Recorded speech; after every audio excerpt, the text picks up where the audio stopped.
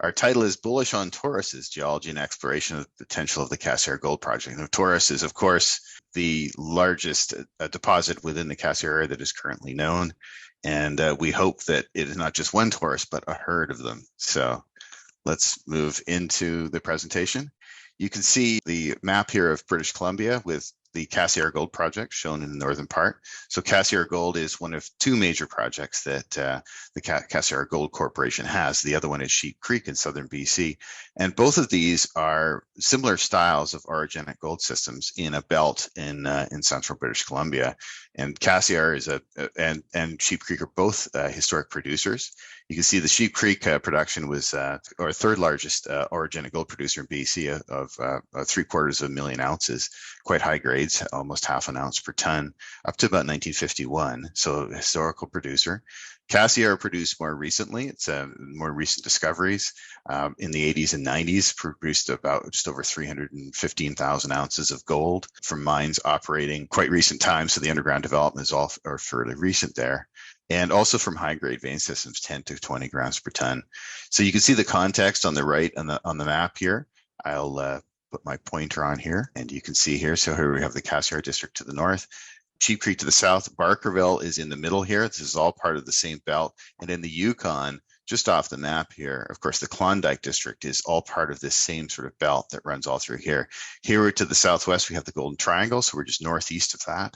Very good infrastructure here. You can see the road system here, the connection between British Columbia and the Yukon, the main highway, is passing right through the middle of the property. So if you look at the overall setting geologically of these districts, you can see that belt here, Sheep Creek, Caribou, Barkerville, Cassiar. These are all part of an eastern belt of orogenic gold systems in British Columbia, of which there's a second belt to the west here, which is between Juneau and Bridge River here. These are slightly younger. So this is the older of the two belts, and it reflects the accretion of some of the terrains, including the big terrain that you see here, Stikenia, with North America, in which these green rocks here on the right represent various different older terrains and include packages of deep marine volcanic rocks, which have been abducted during the collision of these terrains with North America. And it's during that period of collision that we formed these gold deposits during metamorphism and deformation and through this area here. So again, as I was mentioning in the introduction, this is a setting similar to what we see in orogenic gold districts in the Abitibi Belt, West Africa, Western Australia. Even though they're older, the structural styles, the geology is very similar to what we see in those areas. So as Jorge mentioned, if you want to read more about this belt, myself and Murray Allan and Craig Hart did a Geoscience BC review of these deposits about 10 years ago, which is available for free download on the internet through the Geoscience BC site. So if we zoom in now at Cassiar itself, you could just, first of all, we'll just start with the lay of the land. You can see it's a very large ground position. You can see that's 25 kilometers across. It's a huge property which contains the entire Cassiar district. You can see on here some of the prospects that are shown and the historic producers here. Some of the vein systems here in South Cassiar include the Main Mine, Cusack, and Bain, and so forth. And these are all still covered by an active mining lease. And you can see up through here, here's the Taurus deposit to the north, also has a mining permit over it as well too. Running through the middle of the property is Highway 37, which is paved. It's the main link to the Yukon from BC. And also there's a branch road here that went to the historic Cassiar town site here, which is now all being reclaimed. And the Cassiar airstrip beside it here, which drives right past and partly over the Taurus deposit. So very, very accessible area for British Columbia. There's no helicopter needed to access this property. And you can see all the roads in red here access all of the main known target areas. So very accessible project. The project has two areas, the Cassiar North area, which has the Taurus deposit, which has a fairly large resource and growing. This is an open resource, as we'll talk about later, of about 1.4 million ounces currently at 1.14 grams per ton, but that really is incremental. It's, again, a deposit that is largely open, and there are targets nearby that look just like it, which are separated by thin areas of overburden where there's no drilling. So we're very optimistic of expanding this significantly. And then the Cassiar South, where we have instead of the lower grade bulk tonnage, we have more specific high grade veins, which is what produced that 315,000 ounces of production. So if we look geologically at the same area, you can see again, keep that picture of the land position in your mind. You can see looking to the south from the northern part of the property, you can see again the lay of the land. There's the main mine portals to the south, Cusack and Bain. These are some of the high-grade vein systems. There's a mill site still here with its permitted tailings management facility, and the mill is what produced that 315,000 ounces. It's in good shape. It was properly taken offline by Hawthorne and is in good condition, and still permitted with the tailings management facility there. There's a 40-person camp with power and water, and here's the highway through here. So for BC, this is an incredible infrastructure. The other advantage you see is that this huge flat valley here, again, looking from the northern property southward, this is 10 kilometers across to Table Mountain on the other side. Nice flat open valley here. Here's the Taurus deposit right down in the big flat valley and a series of exploration targets around it. There's the highway and the dash line going through here. So lots of room. A lot of this area you see in the low-lying area here too. You can see that there's a little bit of a ridge here. A lot of this is just thin cover of overburden.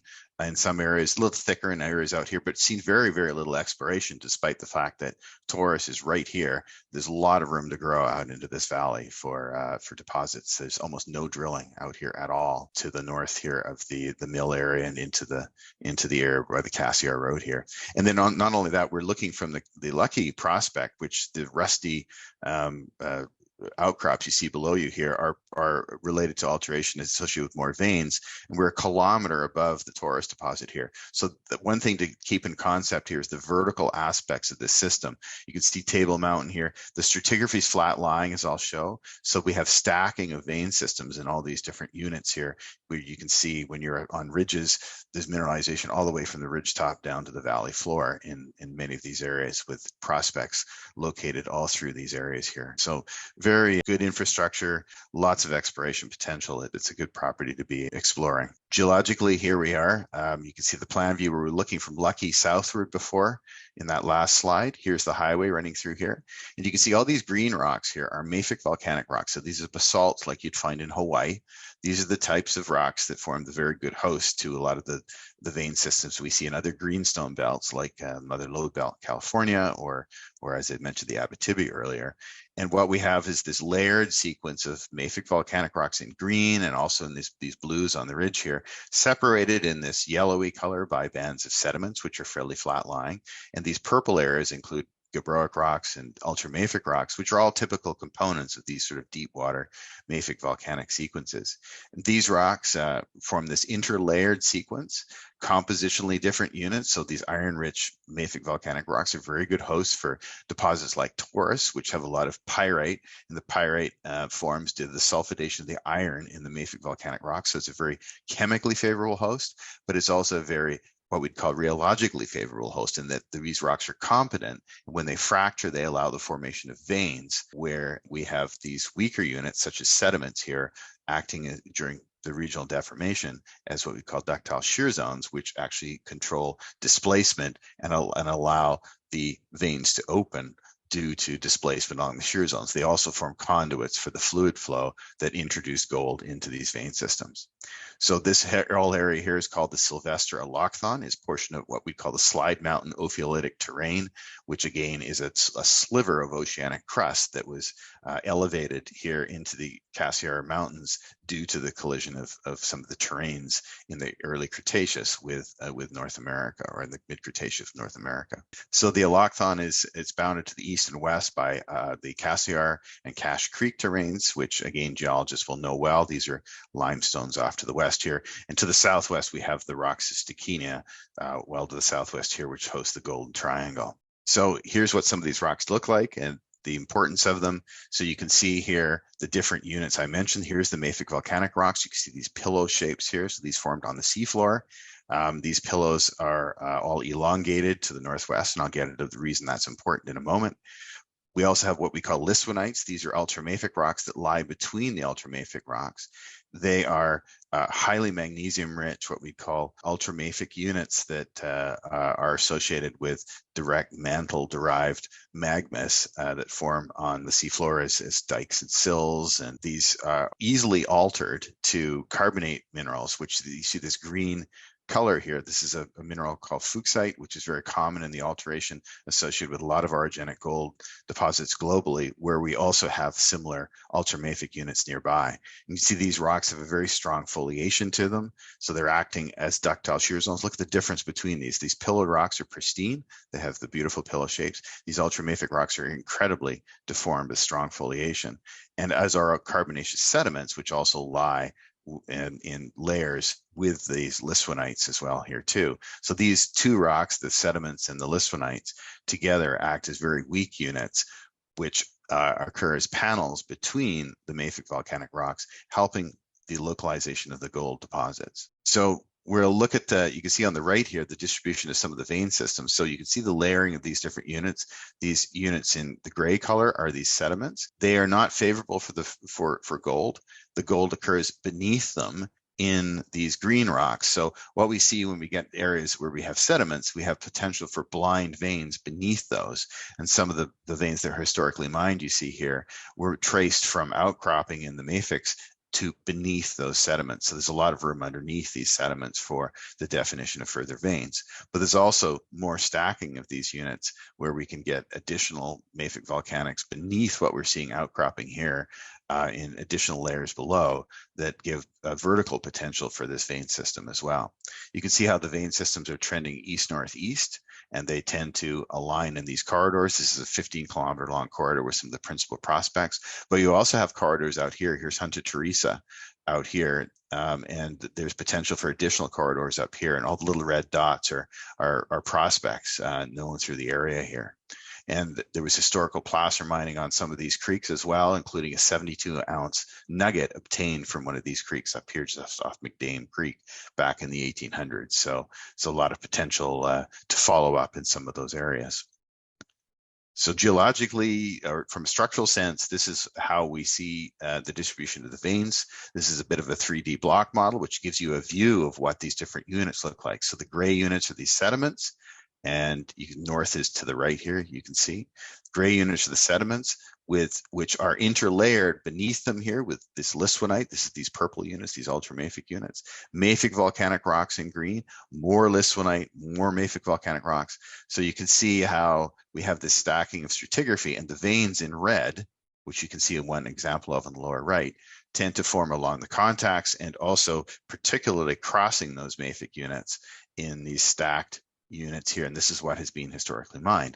Those veins are all aligned. If you look at these extensional veins here, and the main veins you see over here are aligned perpendicular to what we call a lineation here. You can see in the outcrop on the left, the rock is very rusty. It's altered due to that carbonate alteration. It has this jointing pattern here. Those joints are some of these are filled with quartz veins like these, and that lineation there, remember I showed you those pillowed volcanic rocks. Pillows typically form spherically, but when you get a lot of deformation during these metamorphic episodes, they start to stretch and elongate. And when they do that, they can fracture perpendicular to that lineation to form these veins. So we get an elongation of the rock mass, and the veins form perpendicular to the direction you stretch the rock mass. So you can see here, we have the veins aligned perpendicular to that lineation all through here. So this is a very classic control. We also see in other deposits in the Abitibi and other areas, and forms a very predictable kind of a structural setting and targeting that we can use to identify where the veins lie. If we then look in a cross section, looking west across the property, where the south is to the left, the north is to the right. We had that photo, we were looking from the Lucky Prospect down 10 kilometers across in the valley here.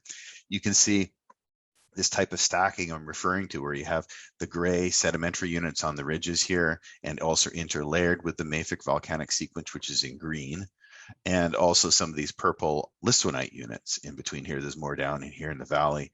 And so what we see is that everywhere on the property, we have in different elevations, mineralization occurring in different portions of that stratigraphy. So the mineralization just likes really the mafic volcanic rocks, particularly when it has ultramafic and sedimentary layers in between. And so we're seeing the stacking of these mineralized zones everywhere. And the known veins are in blue here.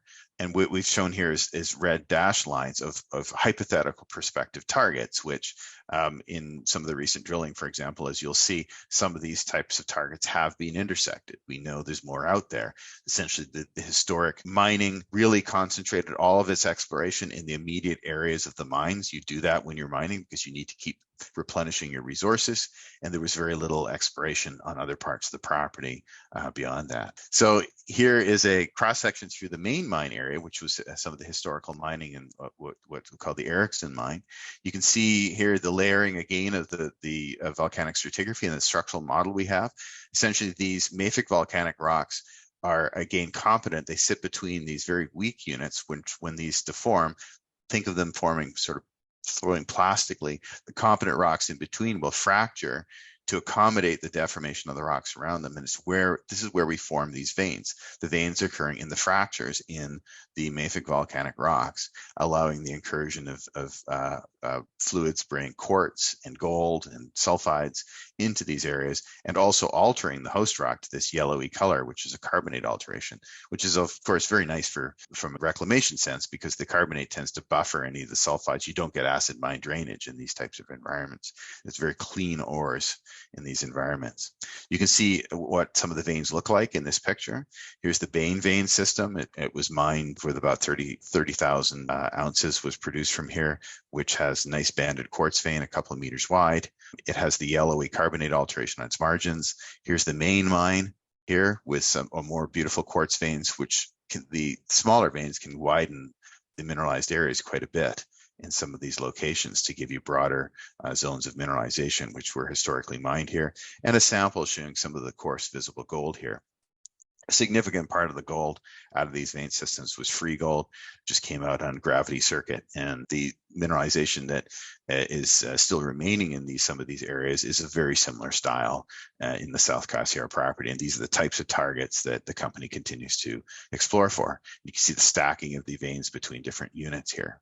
So if we look on the right here, this is a little block diagram now, model, I should say, of the historic main mine. You can see the Jenny vein was mined in one mafic unit, which is in this unit above here. The purple is the ultramafics in between. So there was a vein system mined here. And then beneath that, there were more veins below. So there's that stacking we're talking about. This is directly known from the historical mining in the area. If you look on the left, you can see in the red are the known veins that were mined historically or explored historically. There was no production here. So in the gray color, we can see the distribution of the drill holes. And notice how the drilling is very, very focused to the area of historically mined veins. And remember, a lot of this area is covered by sediment. So a lot of these areas down here, there's no drilling, not because there's no potential, it's just because there was no outcropping mineralization in a lot of these areas. So there's very high potential to look at periodicity. You can see how these veins are spaced. Have a vein here in the Bain vein system, and then up to Cusack, we have a few hundred meters apart, and there's potential for stepping of these vein systems between these deposits all through here, and also potential to the east of the main mine and these areas out here where the topography gets a little higher and the veins go under the ridge here. And there's prospects all the way over to the east here. The Volag vein has a strike length of almost 5 kilometers in this area. So it's a very, some of these veins do have very long strike potential to them. Illustrating some of the potential, this news release came out this morning. This is in the main mine, so you can see some of the historical workings here with the Rory vein, the Maura vein, and you can see in this area, 260 meters from the Rory vein, some of the drilling the company just reported intercepted these very broad areas of mineralization in these drill holes. You can see there's over 100-meter thickness of a sporadic mineralization all the way through here, of which there aren't what we would have as the same grades historically were mined, but what we're seeing here is veins with visible gold in them, huge areas of quartz vein development. This is a prospective area for new veins to be present, like the ones historically mined, where we could be very close to the tip of or lateral to a new vein system in an area that has not really been drill tested before. You can see very intense quartz veining here, extremely encouraging. There's some good or reasonable gold grades here. They're not the same grades that were historically mined, but as I mentioned, the target here is not for this bulk tonnage mineralization in this area. It's for these high grade veins, which when you start to see visible gold in these types of veins that we've intersected here, there's a good chance that these could become very similar in style to the ones you have over here. So it just shows that testing in these untested areas close by are illustrating really the potential of strong potential of additional vein systems to be present in this area. If you look now further south of the Bain vein system, so a portion of the Bain vein system produced 24,000 ounces of gold here at an average grade of, that's the recovered grade of 13.7 grams per ton over about a 2-year period. Here's looking into one of the historic stopes, and here's a sample in the lower left of some of the coarse gold associated with that vein system. The eastern part of Bain has not been mined, and you can see some of the intercepts on the right here. There's some quite high grade intercepts that's a tabulation of some of those intercepts in the unmined areas, including drilling that Cassiar Gold did in 2021 with 4.7 meters at 35 grams, 6.3 meters at 12 grams, 2.4 meters at 11.89 grams. So these are all very similar to the historically mined grades in through here, and show that the East Bain vein system, which is very close to underground workings, which I'll show you on here, has the potential to produce similar sort of sizes as some of these historic mines in the area. You can see there's a 540 meter long mineralized trend, of which a lot of those intercepts were obtained. You can see some of the key intercepts shown in here. The Hawthorne Gold, the predecessor to Cassiar, one of its predecessors, was driving a decline downward from the portal you see on the upper right towards East Bain, with the idea to recommence mining and put it through the mill on the property there, and reach within about 50 meters of the East Bain vein system. That portal is still all open. You can walk down the decline. It's in good condition, could be rehabilitated relatively easily, and for the potential to re-access that area for potentially infill drilling or future mining if it is considered. So the company is a huge step ahead in really bringing these things forward, given the infrastructure and the previous drilling in some of these areas. You can see here, this is a longitudinal section of the vein. So we're looking at basically along it. See, this is a cross section of it here in the lower right. So it's very typical of the setting of other vein systems at Cassiar, where we have in purple this listonite ultramafic unit and the vein system splaying off beneath it in the mafic volcanics, nice competent host rocks in beneath here. So good mining conditions in these types of rocks, very competent and carbonate altered. So we're looking right into longitudinal section of the vein here on the left. And you can see how the vein sits beneath in purple, that listonite unit. And there's an intercept that was just obtained this year, 2.16 meters at 32 grams per ton, which looks to lie in the footwall of the main vein. It's a separate intercept. It might either be an offset or actually an en-echelon step of that vein. There's a photo of some of the quartz with visible gold in it here. So what's the potential here? You can see here's the different vein systems we have in Cassiar South that were historically mined, with the drilling very focused around the workings. And the purple dashed lines, so sort of conceptual ideas for potential periodicity of these veins, which could lie underneath areas of overburden being lithologic overburden in this case. These sediments, you can see here is a cross section shown from the main mine to Cusack and Bain, so it's cut right through the middle here, showing the sediments sitting on the ridgetop in between. And that gap in between there is not an area of lack of mineralization, it's an area of lack of drilling, because you have these sediments sitting on the top here. So there is the potential to go lateral to that, where the topography is a little lower, and drill under those sediments to look for more vein systems which could lie in between and through here. And here's the concept of targeting too, with the stacking of veins in the upper left. You can see again as a cross section with the Bain to the Cusack vein system, so cross section through to the central area here, with potential lies not only in, of course, defining extensions of these historically known veins, including East Bain, which is unmined, but also for veins that may lie in between, in these blind areas in between, and also for stacking of vein systems into the next mafic unit that lies beneath a band of sediments here, which is acting essentially as a shear zone and through here. So a lot of room for stacking, three-dimensional component of these deposits here. So if we move north now, that was we had a good review of the Cassiar South. There's also other targets like Hunter Teresa, about 8 kilometers to the southeast, is similar style. But we move north here, and this mineralization style in the area around Taurus changes a little bit. You see Taurus in plan view here. It's a much more bulk style zone. So the area in the reddish color is the outline of the 2022 resource model, which is a 43101 report, which you can look at, and that incorporated all the drilling up to the end of 2021. And you can see the outline of the mineralization here. So this mineralization outline defines a broad bulk zone. We'll just show you the resource in a moment here. But the shape of it, you can see, is defined largely by the placement of the drill holes. You can see beyond this is very little drilling. And the reason why there isn't much drilling is it goes back to the land position in the 1990s when most of this drilling was done for Hawthorne Gold consolidated the area. And so that shape is largely dictated by the ground position that International Taurus and Cypress Minerals had back in the 1990s. So a lot of that mineralization is open. So you can see on the lower left here, nice lay of the land. You can see where disturbance for some of the drilling lines is here. Very flat terrain in through here. It's very easily accessible. You can see the road to Cassiar here running right through the northern part of the deposit area. So very easy to get to. And the other thing you'll note here on the diagram on the right is you look at the scale in the lower right there, that's 500 meters. A lot of these holes here, you can see on the left here, are very widely spaced, over 100 meters apart, single holes in these areas.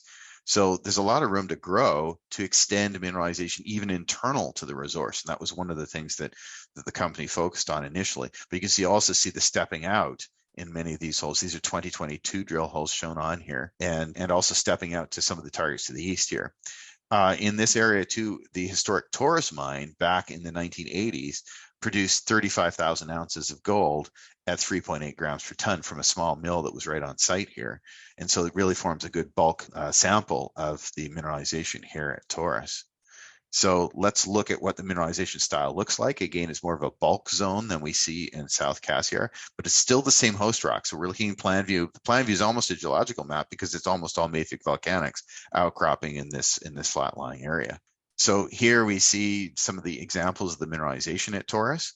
So unlike South Cassiar, we have thick continuous veins. Here we have lots of sheeted sets of tightly spaced veins that you can see here. They're small quartz veins in between which the host rock here is quite rusty and outcrop when it oxidizes. That's due to the iron carbonate alteration oxidizing, and also some of the pyrite that's present. You can see here is an example of a vein here in the lower right, which has an envelope of coarse pyrite on its margin. So both the pyrite and the veins themselves carry gold. The gold you can see in some of the veins we have visible gold in some of these veins here, but also too there's very fine grained gold within some of that pyrite as well too. So there's the combination of those two sources of gold here in the Taurus deposit.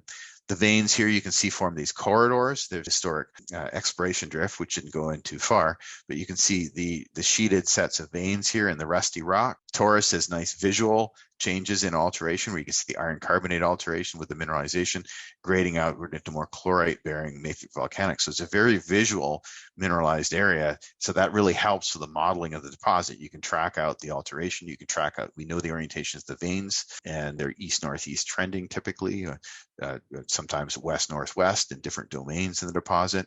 But you can track these domains out, and part of the infill drilling has looked to tracking these corridors and extending higher grade intercepts between drill holes where they couldn't be linked before along some of these corridors. So there's a lot of room, as I mentioned, in Taurus itself, in the resource itself, for upgrading that resource for basically linking higher grade continuity internal to the deposit. And I think that's a type of upgrading that a lot of people underappreciate when they drill a deposit off, very widely spaced drilling. They get a big resource. If you can't track out the high grade, you're actually often underselling yourself, because it's the high grade that really makes the economics of a deposit. And that is the potential here. So you can see here's some establishing some of that high grade continuity inside the deposit. This Hawthorne stripped off an area you can see almost 100 meters along here, where it exposed some of these veins and shear zones. Here you can see there's a nice rusty shear zone and outcrop. That photo was taken in the middle here of this stripped area. So this is a geological map of that stripped area. You can see the pinky colors here are all the very intense areas of carbonate alteration with lots of sheeted sets of veins. And you can see some of the bigger veins shown in red here along these shear zones. So they're forming these northwest trending corridors in the Sable area, and you can see the splaying of these veins with east-northeast trends, which characterize the other parts of the deposit in through here.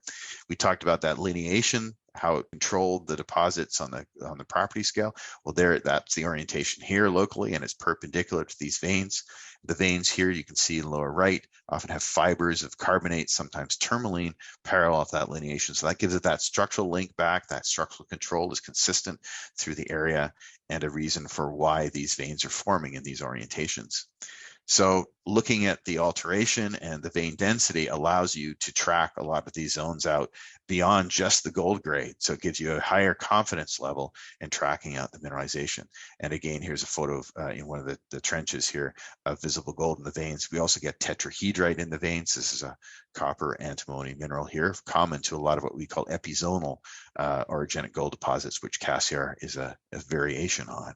Now looking at the distribution of mineralization, in 2020 and 2021, the company did drilling to really try and do what I was suggesting there, was to try and track out continuity inside the deposit. Again, you can see the very wide spacing of some of these drill holes here. That's 100 meters. A lot of these holes are very widely spaced here. And a lot of the gaps in the drilling you see here are not, again, due to mineralization not being present, but due to just the wide nature of the drill holes.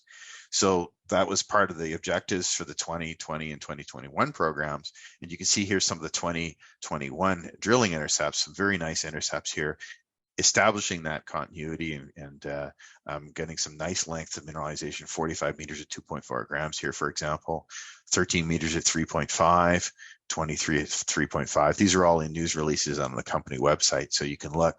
But what it shows is that, you know, these are all above resource grades here, that again, by doing some of this approach, you can really upgrade some of the mineralization in the deposit in its continuity and dimensions and grade itself.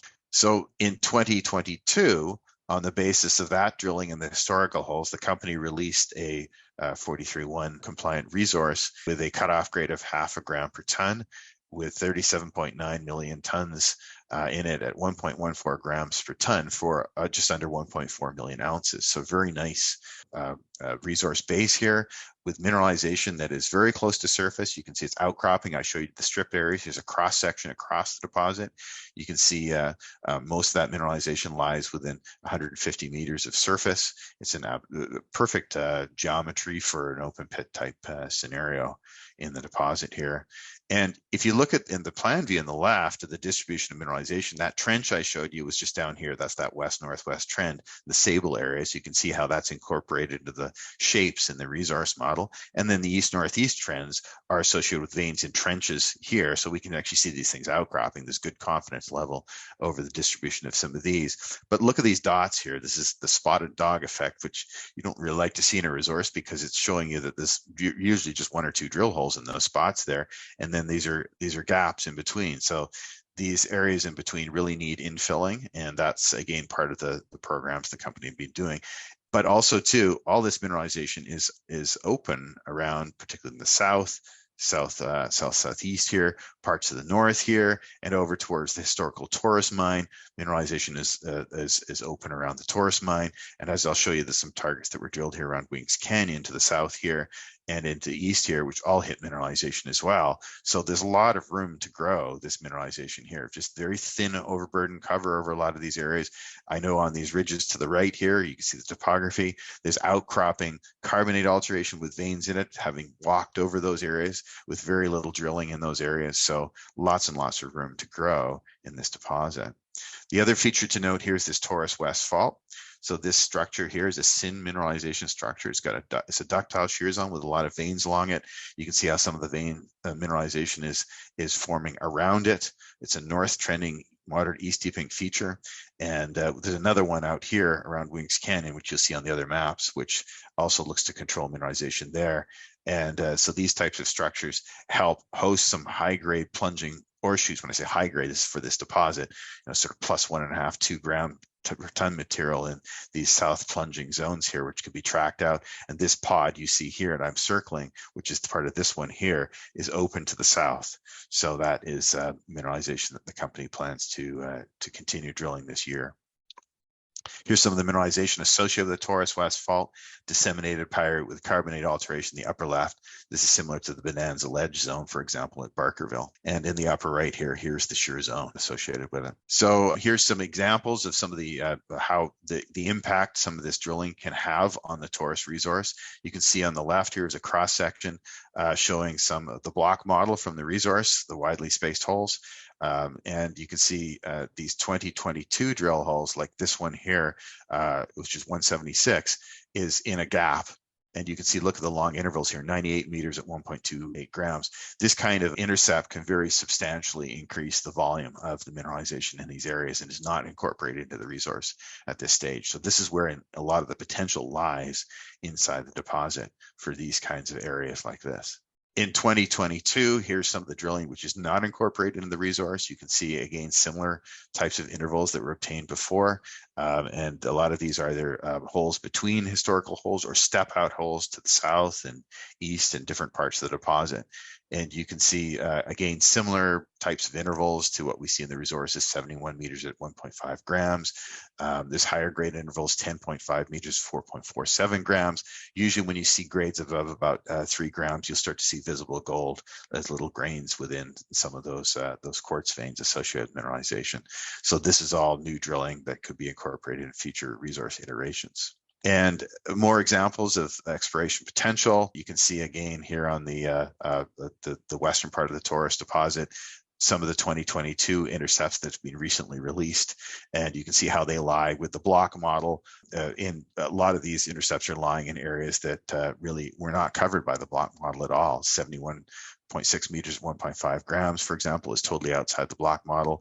There's a nice broad intercept here, which helps expand some of this plunging ore shoot along the Taurus West Fault to the south, with 12.8 meters at 2 grams in it and 58 meters at 1.34 grams per ton is the broader interval that lies within. So there's a lot of room to grow, as I say, in these areas and step out holes. So we're going to now look at the Taurus East here, some of the exploration potential. You can see Taurus, the historic Taurus mine was not included in the 2022 resource because of some uncertainties of some of the historic stopes there. But now some of that is better resolved, and future resources will include some of this area. But that's the orange is still nonetheless the outline that was done for a block model in that area, which was not included because of those uncertainties, but it shows you the shapes there. And some of the drilling in 2022, you can see the holes here in the upper right. These are in the northern part here, an area that really has very limited drill testing. You can see these intercepts, 13.7 meters at 2 grams per ton, 22 meters at 1.5 grams per ton in a steeply dipping zone that lies out here, open completely to the east. Similarly down here, Wings Canyon area, there's been long intercepts historically in this area of tens of meters at half to a gram per ton. And you can see here some of the intervals from 2022, 41.6 meters at 0.6 grams, 23 meters at 0.92 grams. Again, very similar styles to Taurus. Very little drilling in this area and no drilling in between Taurus and this target area, thin cover over that area, and very, very limited drilling to the east. So the east out here, this creek here has placer mining all along it. And there's lots of potential that lies to the east in all of these areas. As to the west and to the south, it's actually a lot of exploration targets, areas around here. So here's Wings Canyon, which I was just mentioned. You can see incredible quartz veins along that. There's a north-south trending fault there that helps control some of these vein systems. Some of the other target areas around here that look like Taurus, you can see Snow Creek. There's a geologist standing there. Look at all the sheeted veins with the rusty carbonate alteration around. That area lies several kilometers to the northeast of Taurus, up a creek here, which is part of the potential source of all this placer that came out of this creek system here. So it's again showing very, very similar styles to Taurus mineralization. Only a very little bit of limited drilling on the ridge above it in the 1980s, which did hit mineralization, but again, it was a very fractured ground position then, and there wasn't any consolidation of it. So there's minimal exploration in these areas. So lots of room to grow out to the east here. You can see the Lucky prospect where we looked from the slide before. There's the Taurus deposit in the valley below, so we're looking to the south. There's Lucky in the upper left here. And you can see the veins outcropping at Lucky, some high-grade gold-bearing and silver-bearing veins in this area with tetrahedrite in them, which have similarities to the Cassiar South area. So more targets up on the ridge top here, which have also seen very limited testing in these areas too. So lots of room in some of those areas. So overall, just in summarizing, you can see here's we have a very clear exploration targeting concept for the project because the structural controls are so clear on the property. Lots of different targets for stack mineralization, lateral extensions, and targets in new areas. You can see in the lower right, this is the Hunter Teresa target area, about 8 kilometers east-southeast of the main mine. Very limited testing there. Vein systems, which are just like what we see in the main mine with some visible gold along them. And these also extend underneath some of those sediments around there too. So again, shows us the potential for other trends in the area as well too. And there's the planned exploration that the company is intending to do in 2023 with about another 20,000 meters of drilling with significant focus around expanding Taurus, about 10,000 meters there. Cassiar South to look for some of these blind parallel vein systems, vertical stacking in the stratigraphy, and also potentially 5,000 meters or so in outlying targets, which could include a helicopter-based component to get to some of these target areas like you saw at Snow Creek and Lucky and other areas like this. And New Coast is another target too. And then associated with that, mapping and sampling to really to try and do first pass level evaluation, some of these very far outlying targets. IP survey over central portions of the property is proposed and currently looking at getting permitting for that. And also some of the research looking at geological domaining at Taurus, petrology work, looking at some metallurgical aspects of it. There are some portions of the western part of the deposit that historically did not get great recoveries. So we want to just look and see in those very preliminary styles of metallurgy if there's other ways to look at that and look to, for example, if a fine grind, for example, of the mineralization is what is needed to help that in that area. But the rest of the deposit had the bulk sample from the historic Taurus mine, which showed quite good recoveries. So those are some of the plans for 2023. And the company also has on its radar too, of course, the Sheep Creek project, which is in southern BC with the historical production I mentioned earlier in the talk, but very limited exploration since the 1950s. Very similar styles of mineralization to what we have at Cassiar. And here's a plan view of Sheep Creek from the report I did with Marie Allan and Craig Hart. And you can see here is the Sheep Creek district. Again, just like Cassiar, east-northeast trending veins. Here's some of them in the underground. You can see some samples here. And these also have very discrete controls. Here in longitudinal section of some of these veins, you can see how they're controlled by the positions of folds in this quartzite bearing stratigraphy here. So again, very discrete structural controls, a lot of similarities in the styles to what we see at Cassiar, some differences, but very clear sort of targeting concepts for this area. So the company can be looking at evaluating these types of targets as well. And that's my presentation. So I hope you enjoyed it, and I'm happy to answer any questions.